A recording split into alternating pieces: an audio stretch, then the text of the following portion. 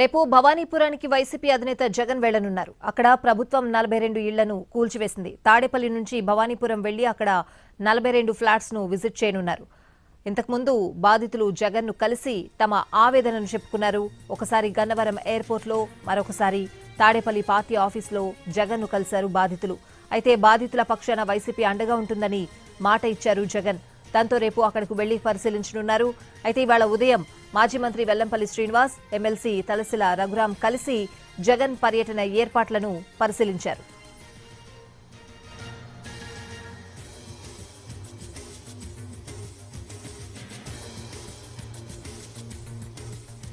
రేపు భవానీపురానికి వైసీపీ అధినేత జగన్ వెళ్లనున్నారు. అక్కడ కూల్చివేసిన ఇళ్లను పరిశీలించనున్నారాయన. తాడేపల్లి నుంచి భవానీపురం వెళ్లి అక్కడ 42 ఫ్లాట్స్ ను విజిట్ చేయనున్నారు. ఇంతకుముందు బాధితులు జగన్ ను కలిసి తమ ఆవేదనను చెప్పుకున్నారు. ఒకసారి గన్నవరం ఎయిర్పోర్ట్ లో, మరొకసారి తాడేపల్లి పార్టీ ఆఫీసులో జగన్ ను కలిశారు బాధితులు. అయితే బాధితుల పక్షాన వైసీపీ అండగా ఉంటుందని మాటిచ్చారు జగన్. దాంతో రేపు అక్కడకు వెళ్లి పరిశీలించనున్నారు.